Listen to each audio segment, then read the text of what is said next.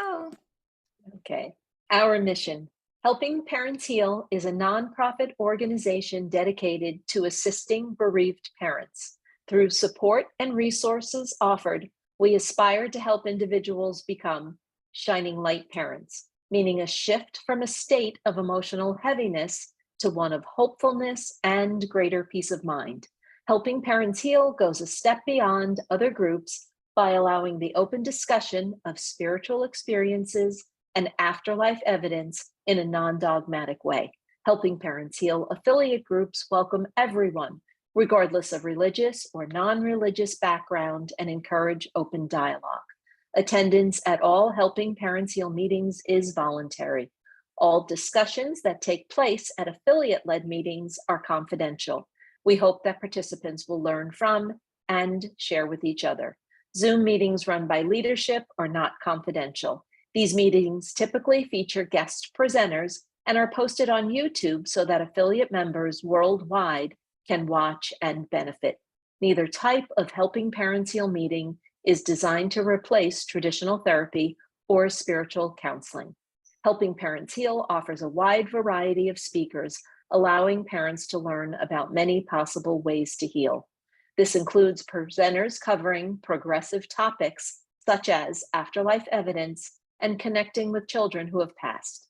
The views expressed by our guest speakers may or may not reflect the opinions of Helping Parents Heal leaders and members, so we ask that you take from their presentations whatever may benefit you personally. Welcome, everyone. We're so glad you could join us, and welcome, Dr. Connie. We're so glad you're here. Yes, Thank you. We're thrilled that Dr. Connie is with us. And as I say, I'll just read a short bio about Dr. Connie. But before I do so, I just also want to say that, again, she's a friend of Suzanne Giesemann's. I know that all of you know that Suzanne Giesemann had an illustrious career in the Navy. She has done many things throughout her life, and she at the same time became a working medium over time, late in life, and has written about it. She's also talked about it. Dr. Connie has done a very similar kind of, she's had a similar kind of path in that she has done some of the most amazing things that are possible, starting with being a White House doctor for 3 sitting presidents. And I'm just going to read just a little bit about her husband as well. After the tragic passing of Dr. Connie's husband in a soaring plane accident, she started receiving signs and messages from him. Dr. Connie was a recent guest on Suzanne Giesemann's podcast, Messages of Hope. During the interview, Dr. Connie described her spiritual journey as follows. I went from boo-hoo to woo-hoo, through woo-woo, who knew? And that's one of my favorite lines. I just think it's so beautiful because what a way to express this. You can watch that interview by clicking the link that will be included with this YouTube. But she served 9 years at the White House under Presidents Bush, so George H.W. Bush, William Clinton, and George W. Bush. She participated in world headline-making news events and traveled all over the world. She cared for visiting dignitaries and was charged with caring for all the members of the first family. After leaving the White House, she became a consultant in the executive health program at the Mayo Clinic in Scottsdale, Arizona, from July 2001 to October 2005. In November 2005, she founded the Center for Executive Medicine, a medical concierge practice which provides presidential quality medical care to CEOs and their families. She's an expert in presidential healthcare, including the 25th Amendment to the Constitution. She is a frequent speaker on topics of care to VIPs, presidential disability, travel medicine, and optimizing quality of care. She lives in Scottsdale, but she's also author of this book, The White House Doctor, My Patients Were Presidents, a memoir. And this came out in 2010. And it is such a fun book to read. And she also now has her own podcast, which is called The Widow's Walk, based on her experience with John. And she reaches lots of people throughout the world, helping them move forward and heal. And without further ado, please join me in welcoming Dr. Connie Mariano. Welcome, Dr. Connie. Thanks so much, Elizabeth, and thanks, Irene, and thank all of you for tuning in today. I always say a prayer before these presentations, and I always ask Spirit to show me what I need to share. And what comes to mind is something my late husband would tell me, because when I've always been interested in things outside of this world, even though I'm traditionally trained as a physician, right? You go to med school, all the things you train. I've been a doctor for 42 years. I'm board certified in internal medicine. So I continue to practice medicine up to this point. And so he would tell me when I would share things that my astrologer or my psychic said, or my medium, he would say, I thought you were a woman of science. Why do you believe in that stuff? And I said, there's a lot we don't know. And I always wonder about intuition and the little voice that whispers. And perhaps that is spirit whispering and where you get your inspiration, right? So I've been very blessed. I've had a life that is really multiple lives in one. I emigrated to the United States. My dad was US Navy. He joined the Navy in the 1940s. So I was a Navy brat for 18 years. And then I went to the military medical school in Bethesda. So I was active duty military for 24 years. And I had the honor of becoming the first Filipino-American US history to be a Navy Rear Admiral. So in addition to that, I served 24 years. I retired from the Navy in 2001. I moved here to Scottsdale, Arizona to work at the Mayo Clinic in executive health, which is where I met my second husband. He had been a patient of mine in executive health for 5 years. And during that time, I ultimately left Mayo to form my private practice, and that's been 18 years now. And he was a patient during that time. And it was during that time when he was my patient, he found out I was going through a divorce. And in my office, and this is somebody I checked his prostate every year for 5 years, and it was like, I had no intentions whatsoever of looking at anybody. And I was going through a divorce, and he had asked me how I was doing, and he shared about his divorce, and I said, well, I'm going through that now. He says, you're going through a divorce? And I said, yes. He says, well, marry me. I said, oh, no, we can't date our patients. No, I'm not doing that. So he persisted and was so charming that a year and a half later, I married him. So we were together for 11 years and married for 9. It was a most amazing time. He was my soulmate, and he transitioned July 1st, 2019, and he did it in the way he would have planned it, in the sense that he died in his glider soaring in Utah after he had won the nationals competition 2 days prior out of 65 pilots. And it was quite interesting because before his death, my psychic had seen that happen. She had seen him passing about a year before. And all she said was, I don't think he's going to make it to 70. And I said, how does he pass? And she said, he goes really fast. And I kept thinking, well, nobody's ever accurate, and I can only think he goes fast is in his cars. So I would insist on driving, thinking that I could delay that. So after he had passed, I remember texting my psychic, and I also remember texting Suzanne Giesemann. And then she said, I'll see what I can reach out to him. And literally 2 days later, she sent me a tape and said, John has come through, because she did a reading for him in Carefree in the glider that he ultimately had crashed in. So he had taken Suzanne up in that glider about 2 years prior. And she was so excited, she did a reading for him. And it connected him with his late father and all the issues that they had in this life. And it gave him so much healing. So he started to become a believer back then. So after Suzanne connected, she sent me the tape, and in it was amazingly spot on about what he was seeing me do. Every time I'd go by the hangar, I would weep. It was all the things I was going through. And There's so many messages that he sent me, and I call those kisses from heaven. And that was the beginning of my healing. And the book I'm writing, the second book I'm writing is about my journey as a widow, but also as part of that, I always say, may my pain be somebody's gain. How can my going through this help somebody similar? That's how I got to the widow's walk, which has been really very healing for me. But throughout this process, you know, I've been to therapists, my friends are therapists, I talk to them, I don't take any meds, but you know, how do you recover from loss? Because we all lose somebody in this life. Life is about loss. I mean, but we lose them in this life, but they're never gone. And I think I've learned that their love stays with us, that they are in another form of energy, that spirit, soul doesn't die.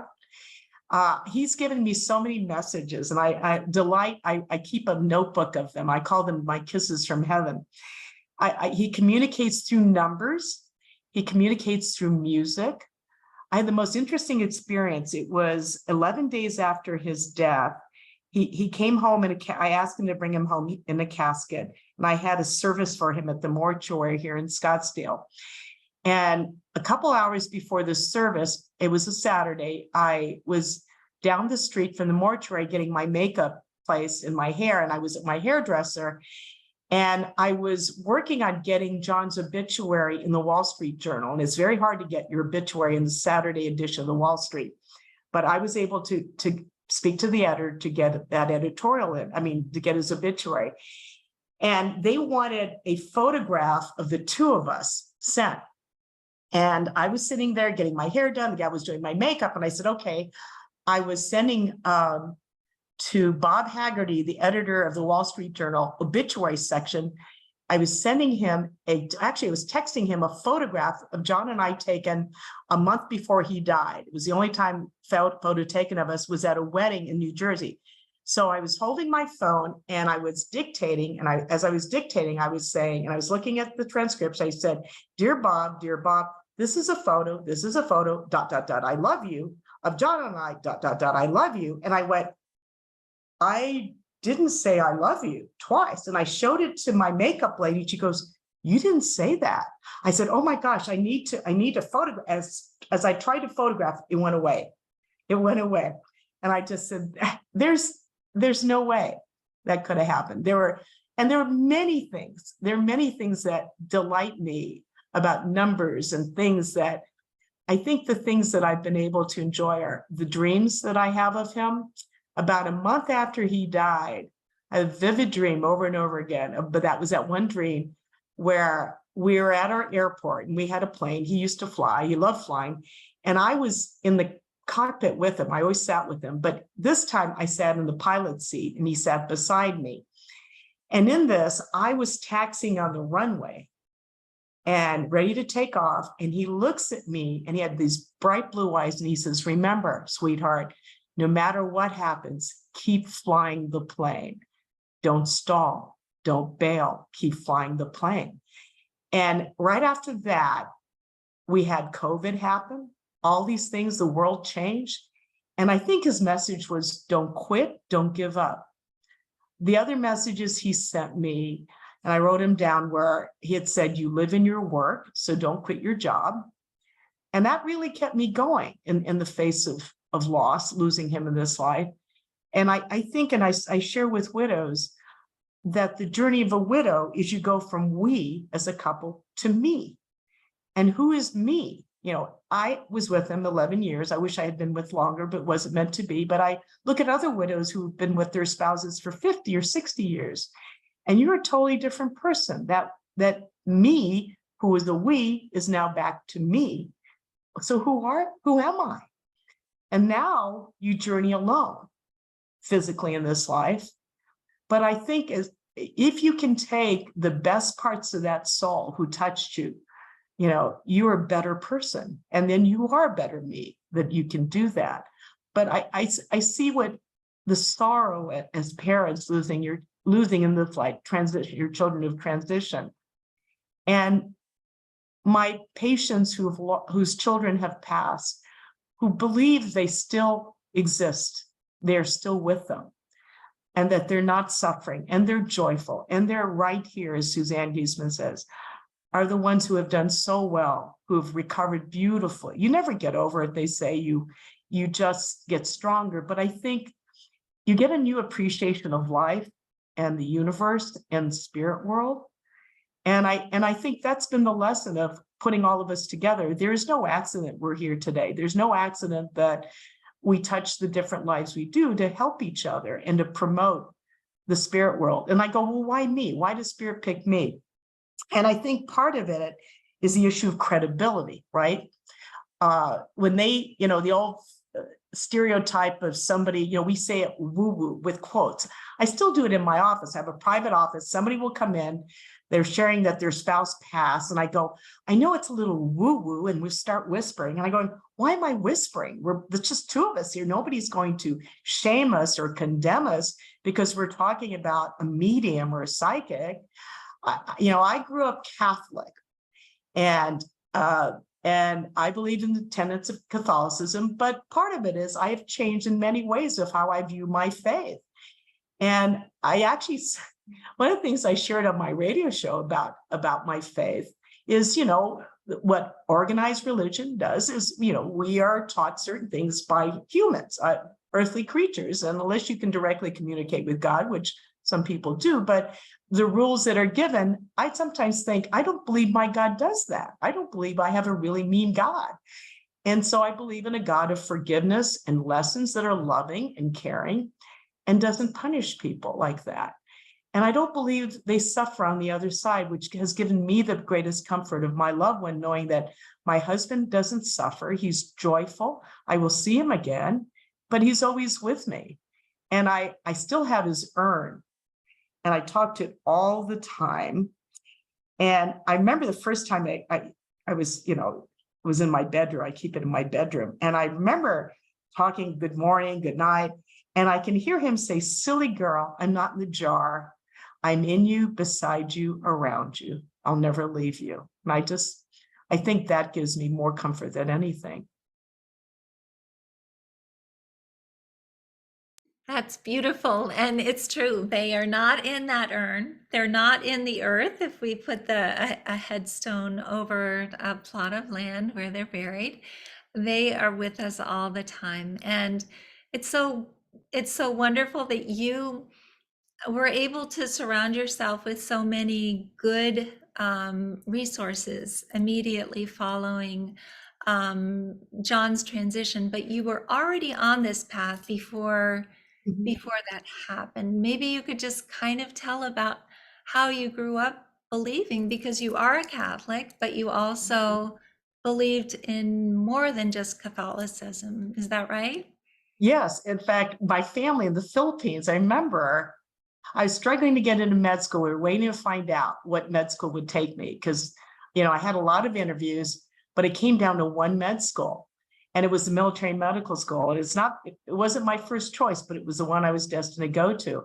And at that time, my mother contacted a relative in the Philippines. And there's a name for this type. It's not a witch doctor. There was somebody in her town who could foresee the future. And she told my mother, this is before I got my acceptance letter in the military medical school, your daughter will be accepted by one school and she will one day be famous. And my mother would just, what does that mean?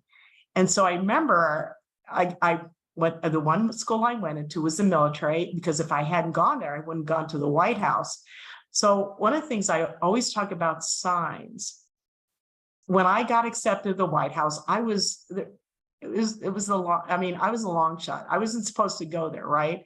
And I was actually planning to leave the Navy. I had only 10 years left of my military time. I bet the 10-year mark and another 10 years left. And I had paid my commitment to the military so I could decide to leave. I was in San Diego at the time. And my husband, my first husband, said, well, get out of the Navy. We can be here. You can work for Kaiser. And he was working for a law firm. So I was getting ready to leave the Navy, and I'd already gotten the papers to fill out. You turn them in, you can leave the Navy after 6 months.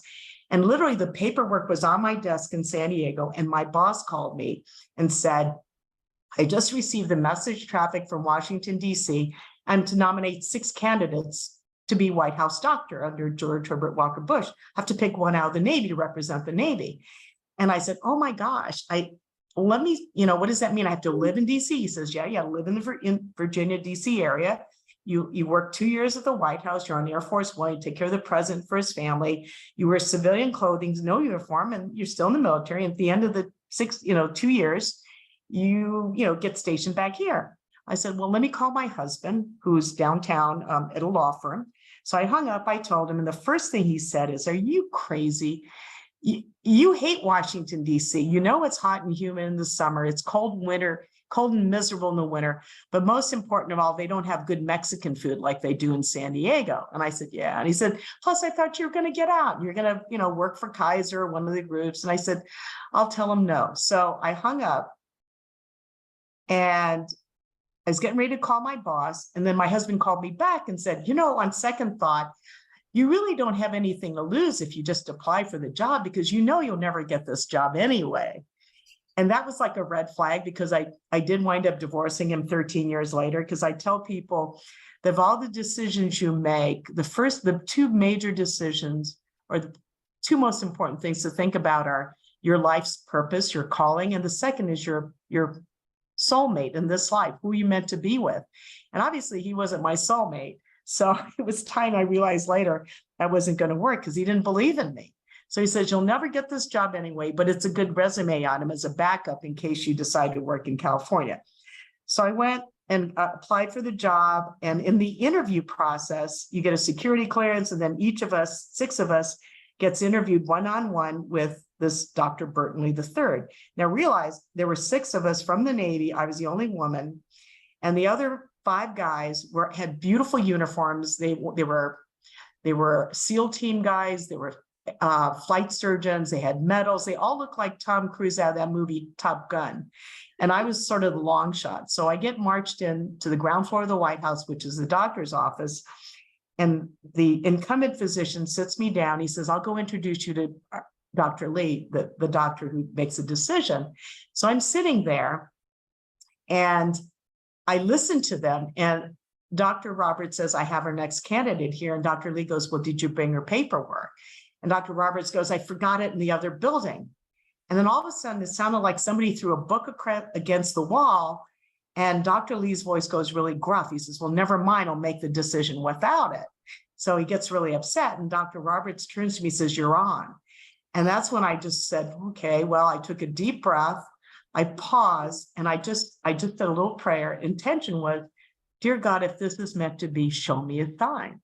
I walked into that office, and there was Dr. Lee. He was about 63 years old at the time, very distinguished gentleman, business dude. He was bald, and on his forehead was a Band-Aid right across the center of his forehead. And I just thought, he's human. He can't hurt me. So we sat down, he shook my hand, and he points across the room to his chair, and a chair opposite his desk, and he goes, sit down, like that. And as I'm walking across, I go, God, he's really rough. This guy doesn't believe in foreplay. He doesn't even warm up. So we sit down, and he goes, why do you want this job? And he's very, very gruff. It's almost rude. Why do you want this job? And I'd prepared all these comments. And because I just sort of let spirit take over, I said, this is a sign, just be yourself. I said, Dr. Lee, it's payback time. And he goes, what? I said, it's payback time. I owe a lot to this country. I was born overseas, military base. I came here. I went to public school. I went to the military medical school because my parents couldn't afford to send me to regular med schools.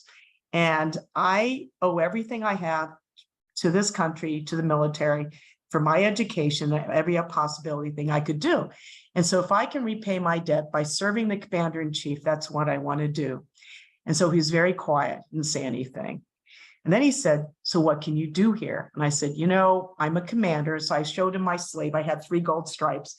The longer I'm in the Navy, the more they put me behind a desk. I'm not a desk doctor. I'm a trench doctor. You put me anywhere in the world, I can take care of patients. So once again, he was very quiet. And then he stood up. A few seconds later, he says, as far as I'm concerned, we can stop the process right now. And my heart sank. I thought, oh my gosh, this is so humiliating. He's going to throw me out. And he says, I don't care who we're interviewing today or tomorrow. You've got the job. I'm going to tell Barbara Bush. So he shook my hand. He walked out the door. He went upstairs to tell the first lady, and I followed after him, stood there, and the doctor who was waiting outside and the secretary were like, what happened? That was fast. And I said, I think I've got the job. And the miracle of that was, this is a sign from God, sign from Spirit, was a year and a half later, I had his job, and I had his job for 8 years. So that was Spirit. That's not me. I don't give credit to that. There is no accident that happened. That's amazing. And I just can't even imagine how you were able to be so sure in yourself, not having your file, having this gentleman who was yelling at you. But again, that Band-Aid on his forehead made you realize that he was human, which I just think is Yeah. beautiful. And Yeah. it's such a wonderful story to think that because you wanted to give back to your country, and because this country has given so much to you, was the reason that you wanted to be able to help, and that you Mhm. wanted to get back into the trenches when most people at this point in their career are wanting to be behind a desk. I think that that was something that I'm sure really impressed him about you. And it is such a beautiful story. I wanted to, I mean, I know after that that you had an incredible career. Again, 9 years, it was only supposed to be 2, but you signed on for 9 ultimately, and helped 3 presidents' families while you were in the White House. Not just in the White House, but overseas and everywhere else, which is so amazing. But I wanted to find out a little bit about, if this is okay with you, about when John passed, how you started knowing that he was with you. Was it immediate? Was it something that it took a while? Were you able to, the night that it happened, start getting signs? And how did it develop? And do you think that you might be actually becoming a medium now? Oh, I don't think I can be as good as some of the mediums. I think I just have a sense of things. When it's quite interesting, that weekend we were in Utah, Nephi, Utah. We had our RV there, we in RV camp, because every summer he would go to Nephi to compete in the nationals. The last movie we saw together was Toy Story 4. And it was the last of the Toy Stories movie series. And it was very spiritual. We were the only people in the theater. And he looked at me and says, this is quite spiritual because the toys are being returned. And it was like the little boys putting away his toys. Their job is done. It's like they're dying. And the theme, to infinity and beyond, is haunting. I look back at that and I remember when I last saw him in this life, I crew for him. And so I got him in the glider, and there was another person with him in the glider. He had just met that guy that day. He was destined to go. We had just met him. He wanted to fly with my husband, and he had come from California, very nice man. He was a little bit older. And I looked at his license plate, and it had Denial. It was a big SUV. It was a Denali, and it had Denial. And I said, why is your license plate say Denial? He says, well, I have dyslexia, so maybe Denali's Denial. But the truth is I have Parkinson's and I can't fly solo. So that's why I want to fly with your husband in the backseat of his glider. I said, oh, I understand. So we talked about his family and his kids. So as the airplanes, as the gliders are lining up, 65 gliders, it looks like an aircraft carrier flight deck. They're all lined up, and I've crewed for my husband for many years. I don't go up there. I crew for him. So I prepare the glider, and they're up there, and they're seated. And so this is our ritual as I prepare for his launch. He's one of the first people to launch. The tow plane's coming down the runway towards him, and you have to hook the nose of the glider to the base of the tow plane with a rope. So the canopy's up and I'm preparing my husband and the pilot behind him. I always prepare his oxygen, he's wearing a parachute. And right before they take him off, tow him down the runway to take him up 2,000 feet or more, our ritual is I pat him on the shoulder and I say to him, come back home safe to me. I always say that. And he always says, I promise. And I kiss him on the lips. I close the canopy, I shut it, and I pull away, and then they tow him down the runway. And every time they do that, except for this one time, he usually will turn, blow kiss, and go. This time he didn't. He looked straight ahead. He didn't look back. He looked straight ahead. And I went, oh my gosh, he didn't even wave goodbye. So as I drove away, I drove the truck because I was going to get some groceries and take him to the RV. I was leaving the field. I looked at the glider trailers that are long and they've got a little fin. And on the top of the fin, they have their call sign, like his was 5MM, 5 Mike. And what they did was I had for a moment thought, oh my gosh, they look like tombstones. Why do they look like tombstones? So then I went and did some errands, came back, didn't feel anything different. But when I came back 4 hours later, I went back to the contest director and I said, where's 5 Mike? That was his call sign. He says, well, his transponder he's been up here in the mountains 8 miles away, but he's been up there for hours. I said, well, maybe the transponder's broken. And I said, well, let me wait for him. And you listen to the radio and pretty soon all the other gliders are coming home. And I remember what his best friend once told me, who was a glider pilot. It's a bad sign when your pilot doesn't come home, because all of them come home except that one pilot. So I'm sitting there in our truck, listening to the radio, waiting for him to come back. And as this is happening in the back of my mind, I'm going through the list of who I'm going to call. It's almost like I'm preparing. And then I finally called the contest director and I said, John hasn't called in. He says, that's strange. He usually does.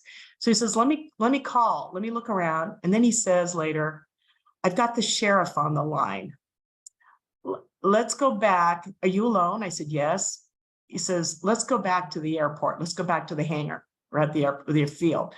So that's a bad sign. So we go and we sit in this office.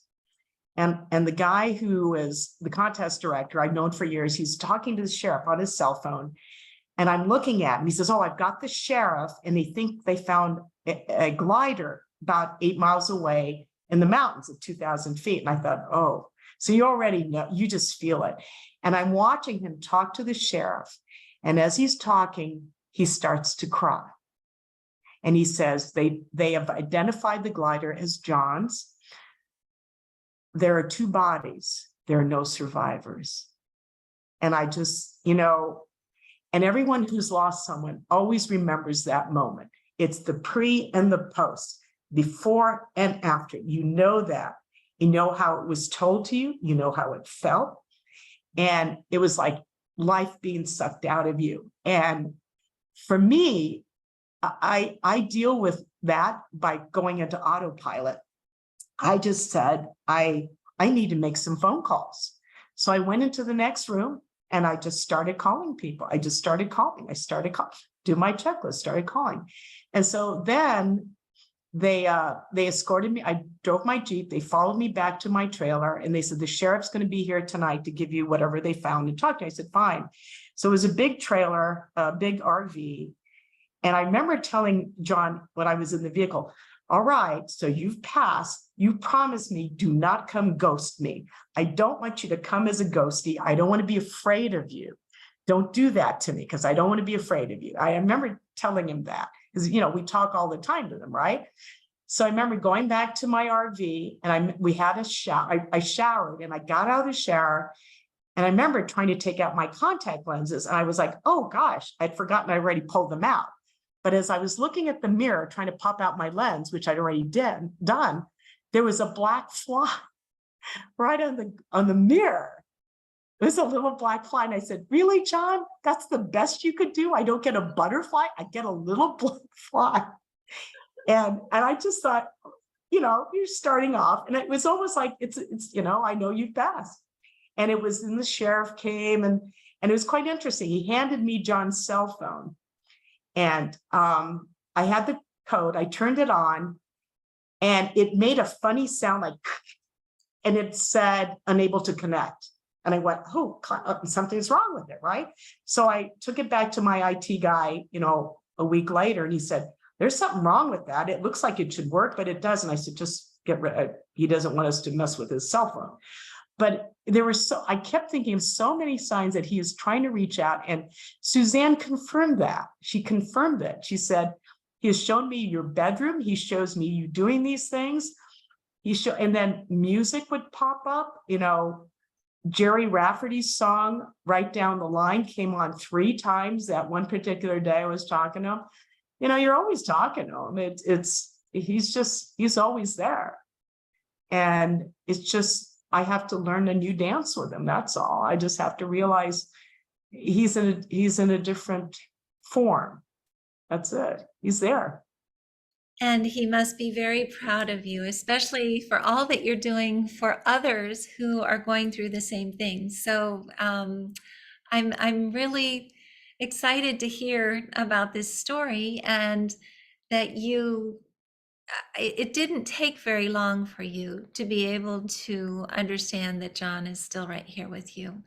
But I also just wanted to let people who are on here, because a lot of you might be on that cruise, Dr. Connie Mariano is leaving tomorrow to fly to Seattle, and she will be on Suzanne Giesemann's cruise.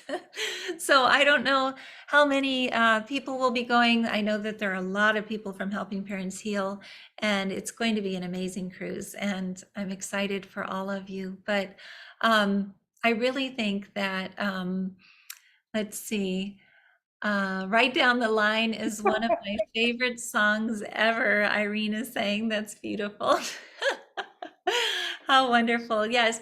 And I also think that people like you, who are so down to earth in so many aspects of your life, are really raising the bar for all of us to be able to talk about mediumship. And it makes me very happy, because having you be so interested in connecting with your husband, and as well as seeing specialists, is a very exciting thing. And I know that you've also used some of the other providers that we have in Helping Parents Heal, including Michelle Claire, that I met and ate lunch with when we were about to record in your recording studio. And also Suzanne Wilson is one of the people that you have spoken to as well, which is great. And I do believe that, and I guess maybe you could speak to us about this as a doctor, and this is something that I wanted to talk to you about. I have met another widow who is a PhD, and she worked for WHO for quite some time. And then she moved to Spain, and her husband, who was from Argentina, all of a sudden took his life. And it was completely without warning. No one expected it. They were madly in love. They had been together for quite some time.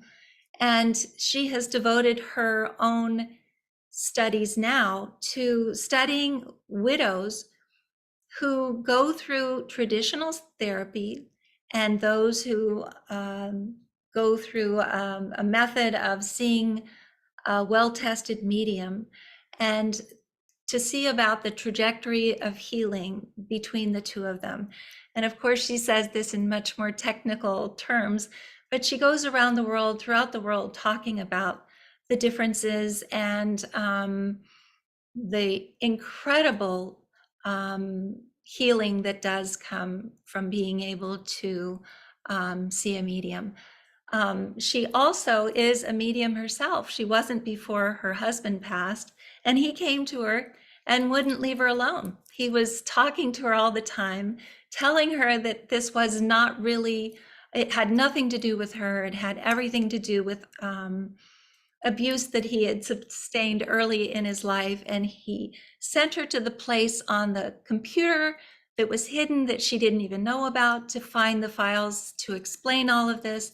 So what I am wanting to find out from you is, do you believe as well that maybe this type of healing is um, even better, or certainly as good as traditional healing? Every patient of mine who grieves, I always, we talk about their depression, their grief, their bereavement. And I always say, would you like to see a therapist? If they're if they're depressed, I discuss antidepressants, anti-anxiety, because I can prescribe those. I have many friends who are psychiatrists, psychologists, therapists. So we do the very traditional. But there's certain people, well, actually almost all of them. What I do is when somebody has passed, I ask them innocently, I just say, do you sense them? Do you get any messages from them? And they will always say, most of the time they'll say, yes, I do. And they'll share that. And I said, do you believe that perhaps they're still here, that they have changed form? And then I'll ask, would you be interested in connecting with a medium? I always say an evidential medium. And I said, I've interviewed and I've used personally evidential mediums. I tell them, I never tell them any background information.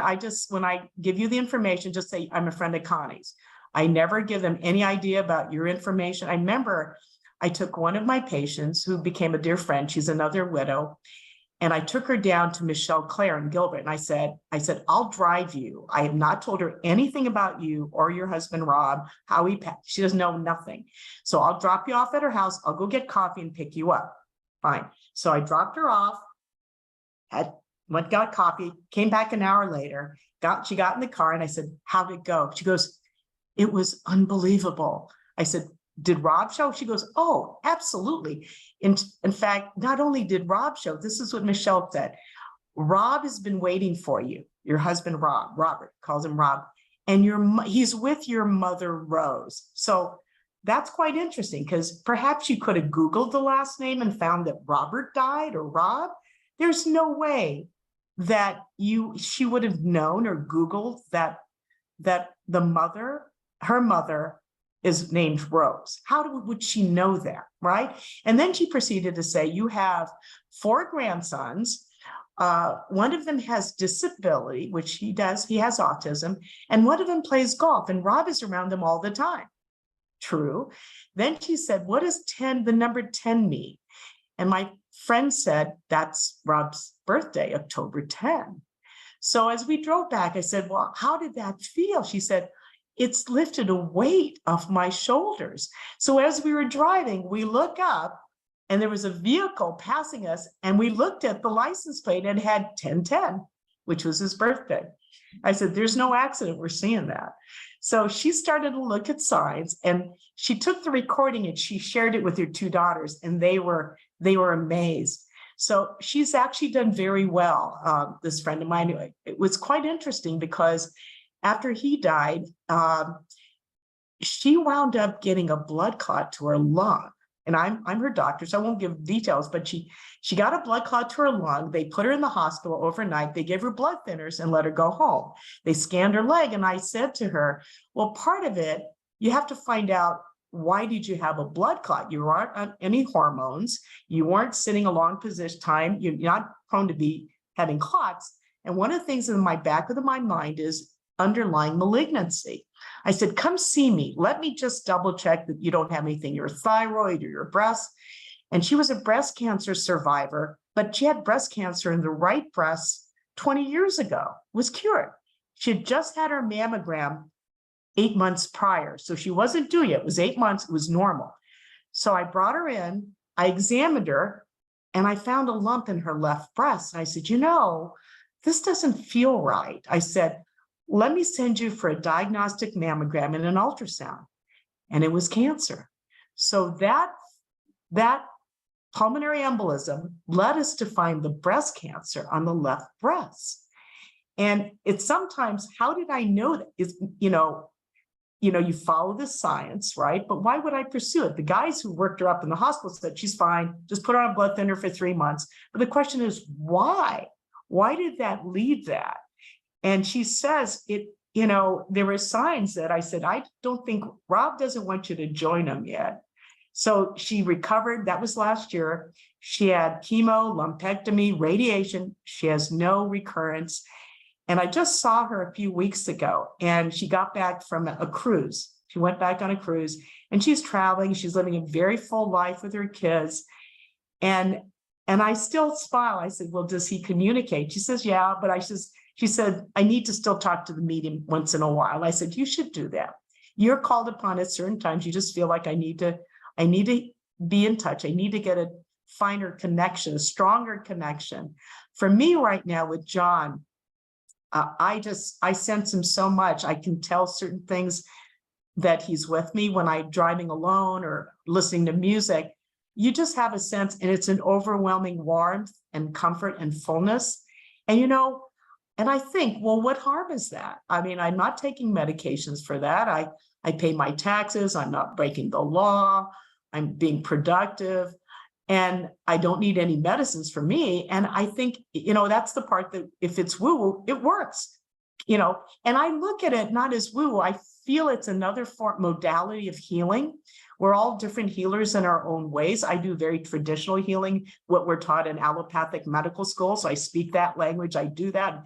I'm board certified, I'm, licensed, et cetera, et cetera. And I know that part of the science, but only science takes you so far, right? And there's so much we don't know and why things happen. And I think what the spirituality that we learn, having lost our loved ones in this life, is something bigger than ourselves, that they're part of something greater. And I've learned the words of soul contract, the meaning of that, to accept things in life that we're unhappy with, that John's soul contract was over. It was over. And it wasn't about me. It was his soul contract in this life. And that I have an angel up there who looks out for me. And I call upon my angels when I need them. And when times are rough, because we all have times, hard times right now, I just say, what am I meant to learn? What am I meant to do? And I just keep going on. Just keep flying the plane. That's beautiful. And I just want to tell you that we have some questions in the chat box that are really interesting. Sin is asking, within your circle of contemporaries in the medical arena, how comfortable are you with sharing with them what that you are on a metaphysical spiritual path? Do you believe there is less resistance to this today than perhaps several years ago? I think there's a little bit more acceptance. My friends who I talk, my medicine friends, are a little bit more open to that. They are actually a little bit more, they find it interesting, is what they say. But it isn't until they lose somebody in this life that they're a little bit more open to hearing about it. And then a lot of them will argue. The cynical ones will say, well, they can read your mind, or they Googled, or I said, that's, you're not ready. It's obviously not going to work for you. And it's only when you're ready to hear it. That's okay. I said, I have no problem with that. You can't force it on people, right? Exactly. And Galen is saying, and Hi, she's Galen. one of our affiliate leaders that you might already know. She's going to be on the cruise with you. She wishes that more physicians were as open and as spiritually inclusive as you are, Dr. Connie.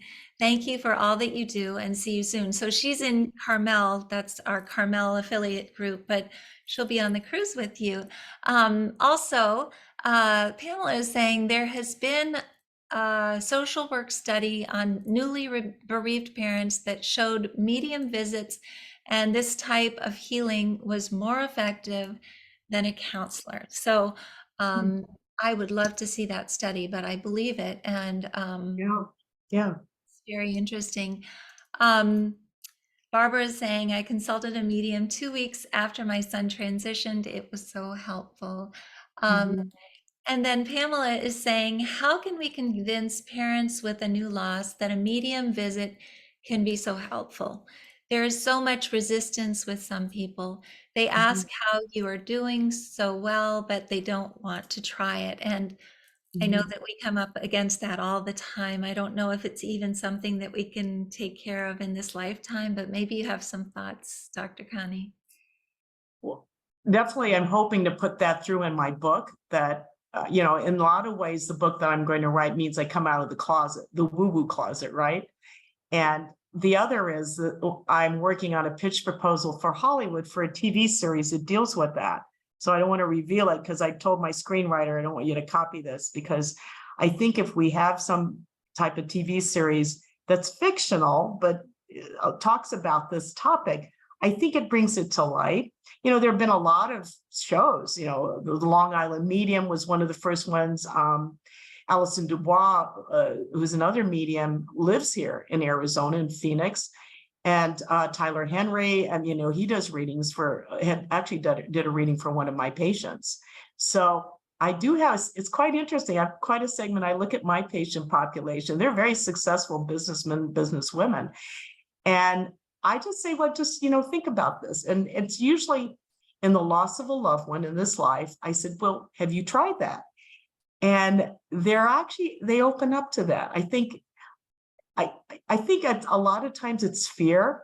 I did talk to one mom who was, well, what if they can't bring my child through? What if my child doesn't show up?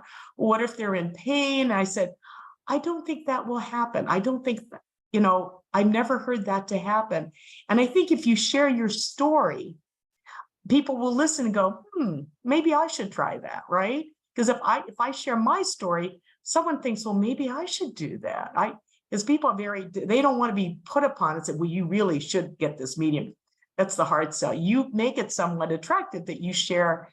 It's sharing, every one of you share your stories who's been given comfort through a medium, that your shining light is always there. It never diminishes, and that the medium just makes it brighter. Maybe that's what happens. And we're all that shining light that you focus and you share your story. Just share your story.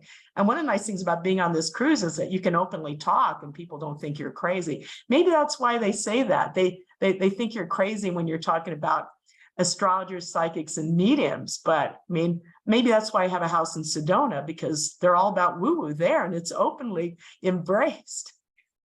I just smile about it. Yeah. Yes, that is wonderful. And it's important to also note that sometimes children don't come through for a medium, even a very, very good medium. And it has nothing to do with the fact that the child is not in a good place or that they are not going to be able to come through to a medium. It has everything to do with the medium maybe having a bad day, possibly the mom or dad being in a bad way and not being able to be as conducive to helping them bring their loved one through. But it's a very rare thing, and any good medium will reimburse that money and reschedule another day. And it is, I mean, I want to say that because if anybody goes to a medium and their child doesn't come through, I would never want them to think, oh, it's because my child just isn't over there. It's not the case. So, but the majority of the time they do come through, and especially to really good tested mediums, and it's always exciting and very, very healing. I feel that if you go to a good tested evidential medium, you can leave that meeting knowing that your child is happy, healthy, and whole, and that you can be eventually as well, because that's what our kids want for us. So it's or our husbands want for us, and it is a very it brings so much relief to everyone here. And it also allows us to have the time, instead of being in that deep grief, to reach a hand back to someone behind us and to help them forward. And that's what it's all about. And that's what you're doing with your podcast, with your television series, with your movie. It's just wonderful that you're doing all of this.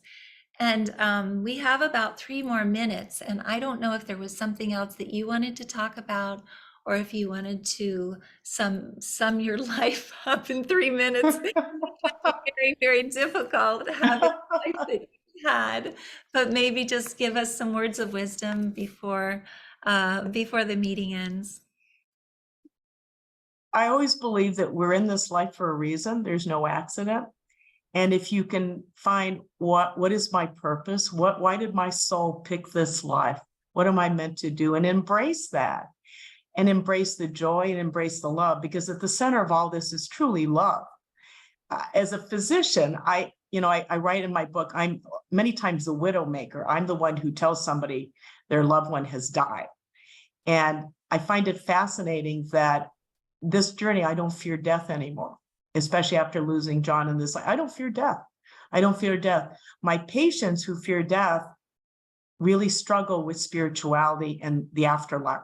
They fear punishment. They fear, it's a very uncomfortable place. The ones who are at peace have no fear of death, and that they know they'll be with their loved ones. And I think it goes back to the lessons that Suzanne Giesemann shares so beautifully in her books, that they're still here. Their molecules are vibrating at a faster frequency, as what they tell us. And they're in a more powerful, amazing state, and they're joyful. They didn't suffer. They pass quick in their own way, and they're always in our hearts. They're always so much a part of us.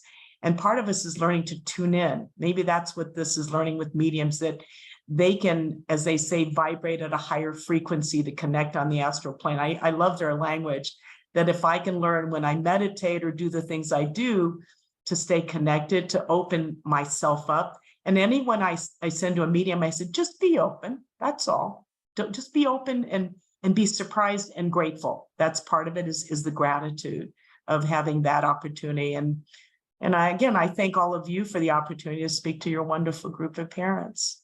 Oh, thank you. And we're going to be putting this on YouTube as well. And we're very excited about that as well. And I please say hi to Suzanne for us, for Irene and me, as well as everybody else that you'll meet that's from Helping Parents Heal. There's a really big group of wonderful people there. And we always ask for everyone to unmute and say thank you and good evening. Yes, thank you. What a great evening, Connie. Thank you so much. Enjoy your you. cruise. Thank you. Hope to see you Thank soon. Connie. Thank you. Doctor. Thank you. I'm See you very soon. grateful. Thank you. Thank you. Thank Thank you. you. Wonderful to see all of you this Thank evening. you. Have a Good wonderful night. rest of the evening. Take care. Bye, everyone. Let's see.